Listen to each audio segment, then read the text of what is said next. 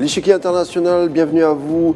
Plus de 100 jours après des bombardements, toujours l'eau quotidien des Razaouis, les civils palestiniens bien entendu payent un lourd tribut. 85% des 66 000 Palestiniens en effet sont des femmes et des enfants. 101 jours de bombardement et toujours pas d'issue à la crise. 101e jour de bombardement et une crise humanitaire sans précédent, sans parler du conflit qui exacerbe les tensions dans la région, Sud-Liban, Égypte, Syrie et Yémen, surtout que l'entité sioniste a mis son va-tout politique et peut-être historique dans ces bombardements qui n'ont pas le résultat escompté. La résistance palestinienne déjoue en effet tous les pronostics puisque les unités sionistes, toujours cantonnées aux limitrophes de l'enclave, et ce qui donne au tout un statu quo plutôt explosif et la situation risque de durer. C'est en tout cas les propos du ministre sioniste de la Défense qui le dit. C'est la guerre la plus dure à laquelle nous avons dû faire face, donc une situation bloquée, et même le secrétaire d'État américain, Anthony Blinken, semble impuissant à enrayer le conflit ainsi que les autres pays occidentaux. L'année 2024 s'ouvre sous les auspices les plus pessimistes. On en parle tout de suite.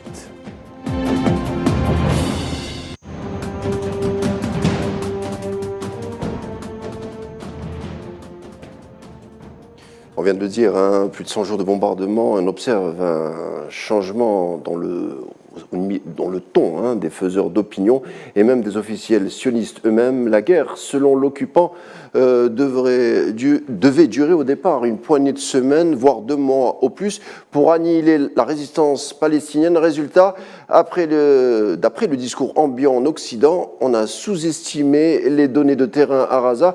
Pour en parler avec moi ce soir, j'ai le plaisir de recevoir Tariq Hafid. Bonsoir. Bonsoir. Journaliste et spécialiste des questions internationales. Merci d'être des nôtres. Merci à vous pour l'invitation. C'est un plaisir. Alors, plus de 100 jours de bombardement, 80% de Gaza tout à fait complètement détruite, 66 000 victimes et toujours un statu quo. Tariq Hafid, après plus de 100 jours de bombardement, qu'est-ce que vous retenez de cette séquence ? Qu'est-ce qui vous vient à l'esprit ? Quels sont les traits forts qui viennent à l'esprit ? D'abord, c'est le malheur subi par les Palestiniens de Gaza, les morts, la destruction, maintenant donc tout ce qui peut faire donc tout ce qui peut être mauvais peut être supporté par un être humain et subi par cette population, donc les maladies, la soif, c'est-à-dire tout ce qui peut être négatif est imposé à une population civile. Et voilà, et puis et surtout, ce que je retiens, c'est, moi, à mon niveau, et d'ailleurs c'est suivi par tout le monde, c'est notre impuissance. Hafid, vous êtes journaliste, vous avez dû traiter aussi la situation de la Palestine par vos écrits. Le 7 octobre, quand vous avez vu ces unités de la résistance palestinienne réussir à déjouer le cordon sécuritaire sioniste, qu'est-ce que vous avez pensé ? C'est la fin d'un mythe, la fin, tout le monde le dit, et même les Israéliens eux-mêmes le disent, que c'est la fin d'un mythe de l'armée la plus puissante, la plus efficace, la mieux armée, la mieux équipée, la fin du mythe du renseignement et de l'espionnage palestinien, plutôt israélien, mais au contraire, c'est-à-dire la capacité justement des Palestiniens, du Hezbollah, de monter une telle opération, c'est-à-dire qui est incroyable. Et le fait que cette invincibilité était en fait un leurre et qu'elle n'a jamais existé en réalité. Mythe. Tout à fait un mythe, oui, tout à fait.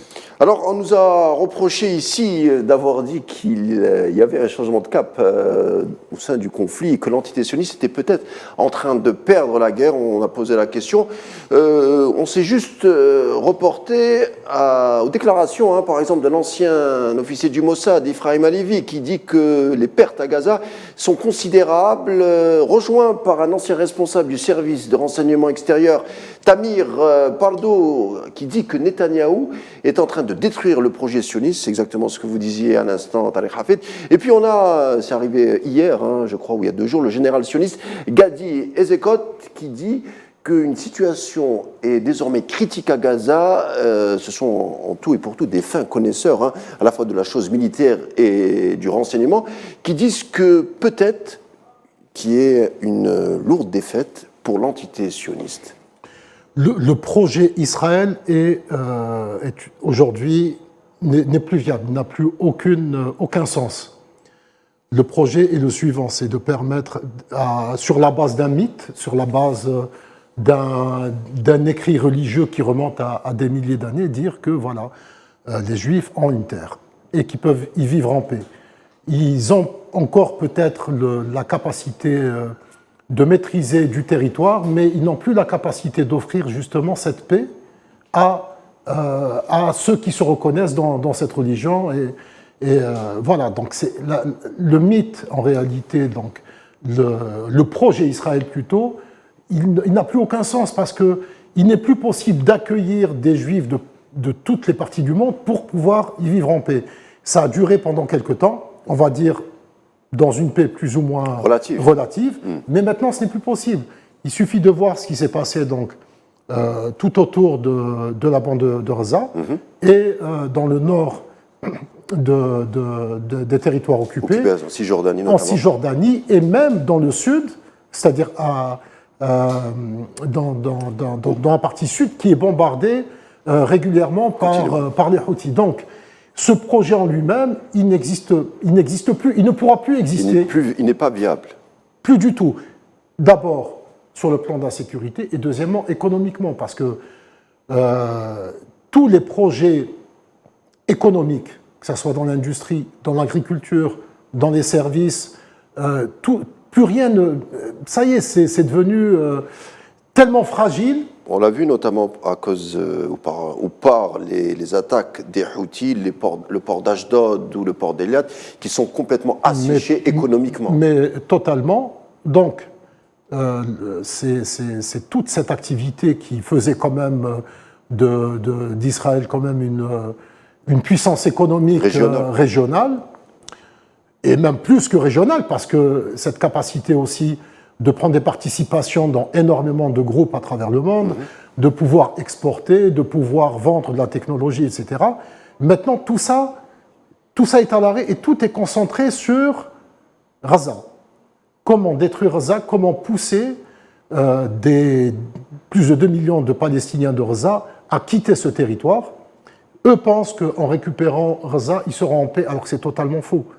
Alors comment vous expliquez, enfin vous venez de le faire rapidement, mais comment vous expliquez quand même cette surenchère de Benyamin Netanyahou qui continue comme ça à bombarder presque à l'aveugle une population civile qui demande de l'aide à l'armement américain, qui continue son massacre? Comment vous l'expliquez? On l'a entendu avec des officiels sionistes qui disent que c'est pas viable, c'est critique quand même.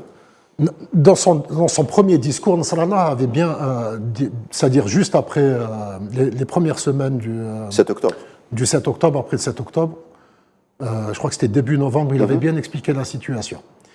Il avait dit que durant la première guerre donc, au sud Liban, que le premier objectif d'Israël à l'époque, c'était de neutraliser le Hezbollah et de récupérer les otages.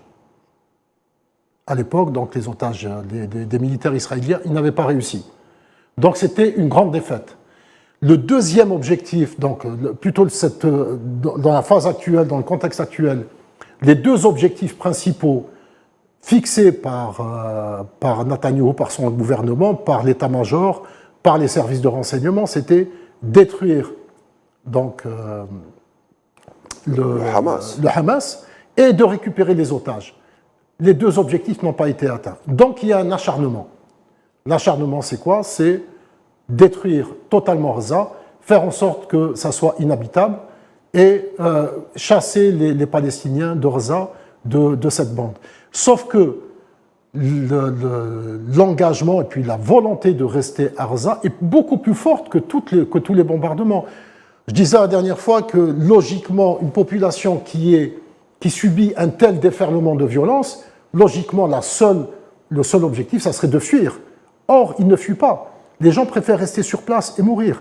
Donc c'est ça qui pousse le gouvernement Netanyahou à aller encore beaucoup plus loin dans l'horreur et aller vers la destruction totale de tout ce qui peut ressembler à un Razaoui à Gaza. Sans doute, ce qui empêcherait la population palestinienne de quitter ces territoires, c'est la mémoire de ce peuple palestinien, avec la Nakba de 1948, où il y a eu les chiffres, les historiens ne sont pas d'accord sur les chiffres, mais en tout cas on parle de 300 000, 700 000, 600 000 Palestiniens qui auraient quitté leur maison, leur foyer, leur résidence, en pensant que tôt ou tard ils reviendraient. Résultat de l'histoire, ils ne sont jamais revenus, et c'est ce que veut Netanyahou, comme vous venez de l'expliquer. Avec en plus, c'est-à-dire l'acier, le feu, qui n'était pas en réalité dans les capacités de l'armée israélienne de l'époque, mais maintenant, ils ont des capacités aidées par donc les États-Unis et de très nombreux pays occidentaux qui donc fournissent les obus, les bombes, les missiles, etc. Mais personne ne veut quitter, en fait, Gaza. Et c'est ça, cet acharnement est aussi expliqué par ça. Il est expliqué aussi par un autre aspect qui est économique, c'est que il y aurait, moi je ne connais pas très bien le sujet, mais il y aurait d'importantes réserves de gaz. Méditerranée, oui. Exactement, Méditerranée, sur les côtes de Gaza. Donc toute cette volonté, et pour ça il faut faire table rase de Gaza. Sauf que quand on voit, et ça c'est très intéressant, quand on voit les images diffusées par Hamas, par Kateb al-Qassam, en fait, cette ruine, la ruine de Gaza, ce fait de tout détruire, est devenu en réalité un piège pour les militaires israéliens qui sont obligés d'évoluer dans des conditions qui sont très très compliquées. Justement, c'est le Times of Israel qui le dit, qui rapporte que 100 000 soldats sionistes, c'est quand même important, auraient demandé une aide psychologique d'urgence depuis le 7 octobre. Donc cela ressemble, comme vous l'avez expliqué, à une crise interne. Et vous avez parlé à l'instant des États-Unis d'Amérique, et je voudrais qu'on s'intéresse ensemble à la relation entre les États-Unis et l'entité sioniste. La semaine dernière, Anthony Blinken avait fait une tournée dans la région. On s'attendait à ce que peut-être qu'il y ait une baisse de la tension à la fois à Gaza, mais peut-être ailleurs, au sud Liban, au Yémen. Résultat des courses, on a un front au Yémen qui est en train de s'ouvrir, et il y a un bombardement de plus en plus acharné à Gaza comme celui d'hier. La grande différence, je pense, avec les autres guerres, avec les autres conflits, c'est que cette fois-ci, c'est les Palestiniens qui ont pris l'initiative. Le 7 octobre, c'est Hamas qui a pris l'initiative. Il a été rejoint ensuite par le Hezbollah, par donc les Yéménites, donc les rebelles Houthis, par aussi certaines factions en Syrie et en Irak. En Irak, l'armée américaine a bombardé des sites. Tout à fait. Et donc la grande différence, c'est que les Américains, habituellement, ils peuvent pousser certains adversaires à la faute pour ensuite réagir. Comme ça a été fait par exemple avec Saddam Hussein quand il a envahi le Koweït. Mais là non. Là, c'est une surprise totale, et c'est les Palestiniens qui ont pris l'initiative. Donc, première grande différence. Deuxième chose, c'est que Blinken ne peut pas, ni lui, ni toute autre personne de l'administration actuelle, l'administration Biden, parce que lorsqu'il va à Tel Aviv la première fois, lorsqu'il rencontre Netanyahou, il dit « je viens en juif ». En tant que juif, oui. D'accord. Donc, dès qu'il dit ça, ça y est, plus rien ne peut justifier justement sa volonté ou sa capacité à calmer une situation. Avec, en plus, il va dans des capitales où, je ne sais pas comment ils font pour penser ça, ils pensent que ça va aider à calmer la situation, ce n'est pas du tout le cas. En effet, il avait rapporté qu'il venait en tant que juif s'entretenir avec Netanyahou, mais on était loin des 66 000 morts palestiniens. Il n'y avait pas aussi la tension au sein de la société américaine. On a vu les campus américains qui s'organisaient pour dénoncer ce qui se passait à Gaza. Donc peut-être que l'opinion publique américaine était un peu distancée par rapport à ce qui se passait. les choses ont changé depuis, et surtout qu'il y a une campagne américaine qui est en train de s'ouvrir. Aujourd'hui, il y a eu les républicains qui sont réunis pour lancer les débats, donc on se disait que peut-être que Blinken allait quand même faire entendre raison, entre guillemets, à Netanyahou. Résultat des courses, ça ne s'est pas fait, donc qui contrôle qui? Parce qu'on entend beaucoup de choses. Est-ce que ce sont les sionistes qui contrôlent les Américains, ou est-ce que ce sont les Américains qui contrôlent les sionistes, ou c'est entre les deux? Comment vous... Je pense que c'est un jeu qui est très subtil et très complexe. Parce qu'on entend beaucoup de choses sur la relation entre l'entité sioniste et Washington au cours de l'histoire. Je pense que c'est un des États-Unis qui est au Moyen-Orient, en réalité. Il faut prendre Israël dans ce sens, et c'est, excusez-moi, c'est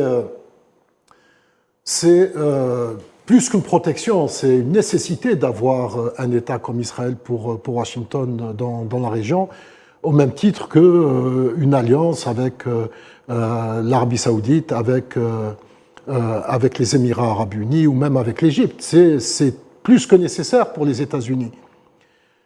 Les États-Unis peuvent accepter que les Chinois, les Russes pénètrent en Afrique, peut-être même, allez, je vais dire, peut-être même en Amérique du Sud, mais jamais au Moyen-Orient, c'est-à-dire d'une façon aussi active.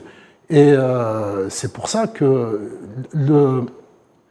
c'est quasiment, je vais dire, peut-être une question de sécurité nationale pour les États-Unis. Vous dites que l'entité sioniste c'est un allié comme un autre par rapport à Washington, mais on sait, quand on voit les Pas comme un autre, non, au contraire, à un niveau très élevé. Voilà, très bien, parce qu'on le voit quand les candidats américains pour le bureau ovale sont obligés ou contraints, ou en tout cas se donnent rendez-vous à l'AIPAC, qui est le lobby sioniste, le premier lobby sioniste, il y en a plusieurs, mais l'AIPAC est le plus important en tout cas. Et ils donnent une démonstration par rapport à leur politique vis-à-vis de l'entité sioniste, et c'est à partir de là qu'ils sont jugés aussi. Donc on voit que c'est quand même déterminant ce soutien à l'entité sioniste. C'est avant tout une question d'argent, parce que justement les lobbies sont là pour financer des campagnes aussi. Et en contrepartie, ils reçoivent des engagements, ils reçoivent un certain nombre d'ambassadeurs, de postes d'ambassadeurs, ils reçoivent une certaine façon certaines politiques, mais les choses sont en train de changer, parce que j'avais vu une fois sur un plateau un avocat très connu, lui-même français, mais c'est-à-dire de confession juive, qui disait que le plus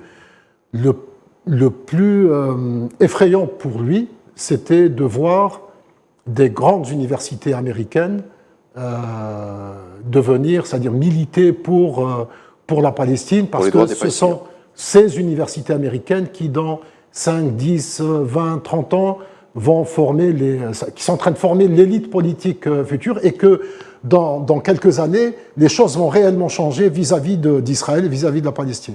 Bon, on a vu la présidente de Harvard qui a été obligée de démissionner, Penn State également, parce qu'on lui reprochait d'être, entre guillemets, judéo-critique, parce qu'elle n'arrivait pas à enrayer les manifestations qui se déroulaient au sein de son campus. Dans le café, parlons aussi de ce troisième front Houthi, et si on nous arrêtait un peu.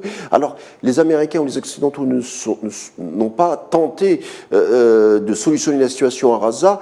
Ils ont réagi à partir du moment où les Houthis ont bloqué le canal en mer Rouge, la porte d'El Mandeb. Il y avait une perte d'argent énorme, normalement, notamment pour BP. Et c'est à ce moment-là, je ne sais pas si c'est une coïncidence, vous allez nous répondre, mais c'est à ce moment-là qu'on voit le secrétaire d'État américain ou certains occidentaux peut-être réagir. Est-ce que les Houthis sont le facteur déterminant, entre guillemets, dans cette équation du Moyen-Orient? Les Houthis peuvent faire très très très mal. On l'a vu après 8 ans de bombardement. À l'économie mondiale, et je pense que ça ne va pas se limiter uniquement à l'économie, c'est-à-dire que l'on connaît, qui est celle de l'économie maritime, celle des hydrocarbures, etc. Le fret mondial. Lorsqu'on prend tout le fret mondial, lorsqu'on prend, et c'est là où ça peut faire très mal, lorsqu'on prend la carte des câbles de fibre optique, c'est-à-dire tout l'Internet passe, il y a un goulot et qui passe, c'est-à-dire les relais entre l'Europe et une grande partie de l'Europe et l'Asie et même l'Afrique passent par Bab el-Mandeb. C'est-à-dire qu'ils peuvent très facilement saboter ces câbles et ça pourrait créer une situation dramatique pour l'économie mondiale. Ils sont étonnants, c'est pas les Houthis, c'est aussi le Yémen, parce qu'on sait qu'ils sont soutenus par une majorité de la population du Yémen, même par l'armée yéménite. Alors, les médias occidentaux les affublent du colibé rebelle. Ce ne sont pas des rebelles, ce sont des gens qui font imminemment de la politique, ils savent vous toucher, ils savent vous faire mal, ils touchent à l'économie mondiale, et on voit que leurs opérations font changer beaucoup de choses au sein même de Washington et des capitales occidentales. Il faut déjà revenir à l'histoire du Yémen. Elle ne date pas d'il y a 200, 300 ans. C'est quand même des centaines de... Civilisation, oui, bien sûr. C'est une grande civilisation. Et c'est une terre de culture, c'est une terre de guerre aussi. Donc les gens savent exactement ce qu'ils font. Et il y a réellement une culture politique. Et même les grandes familles, on va dire... saoudienne, par exemple, qui est quand même la puissance régionale, de très grandes familles sont d'origine yéménite. C'est-à-dire, le Yémen, il ne faut pas prendre le Yémen comme étant... Ce ne sont pas des simples rebelles comme ça, puis même, marginaux. Non, absolument pas, absolument pas. Ils ont réussi à s'imposer. Et ce qui fait peur justement aux États-Unis, c'est que en face... à Djibouti, il y a quand même une base américaine qui est à une portée de missiles moyens. Alors, la plainte de l'Afrique du Sud à la CIJ inquiète l'entité sioniste. Et puis on a Petra Sutter, qui n'est autre que la vice-première ministre de Belgique, qui dit que, je lis, « La Belgique ne veut pas rester les bras croisés, nous devons agir contre la menace de génocide à Gaza.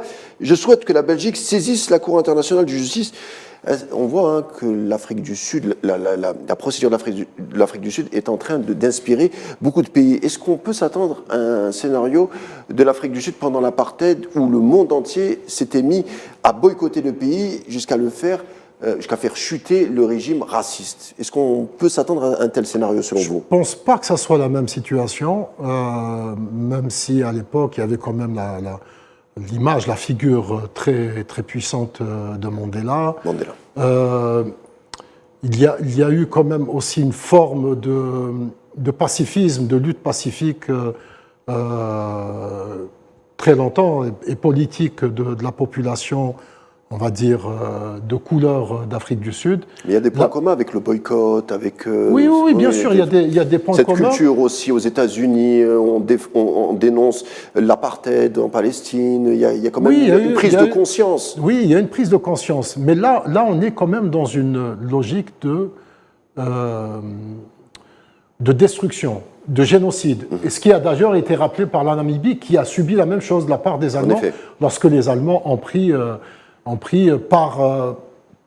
les Allemands ont un gros problème de conscience avec tout ce qui touche donc à la Seconde Guerre mondiale, au même titre que les Français notamment, qui ont eu, on va dire, un comportement quand même réellement anti-juif et qui ont participé activement au massacre de cette population. Et donc, la Namibie est venue rappeler certaines réalités. C'est ça qui est intéressant. Alors, dernière question, Hafid, comment cela va finir? Je sais que je vous pose une question pas très facile, mais comment vous voyez les prochains jours, les prochaines semaines, à la fois à Gaza, mais au Moyen-Orient? Je pense que pour les Palestiniens de Gaza, ça va être terrible. Je pense. C'est vraiment... Pas de cessez-le-feu, pas d'issue, pas de solution, pas de... Non. Il n'y a aucune volonté du puissant de ce monde, donc les États-Unis, à faire en sorte qu'il y ait un arrêt de ce conflit, parce que réellement, autant les Israéliens que les Américains sont en roue libre. Et personne ne peut les arrêter actuellement. Donc c'est ça qui va être terrible. Ce qui pourrait peut-être faire un peu arrêter la situation, c'est que ça prenne des dimensions beaucoup plus importantes dans la région, voire même au-delà de la région. Tariq Hafid, merci d'avoir été avec nous à l'Échiquier International, merci d'avoir répondu à nos questions. Le rendez-vous du jour arrive à sa fin, merci de l'avoir suivi. Tout de suite la météo et la suite des programmes sur Al 24 News, en vous souhaitant une agréable soirée.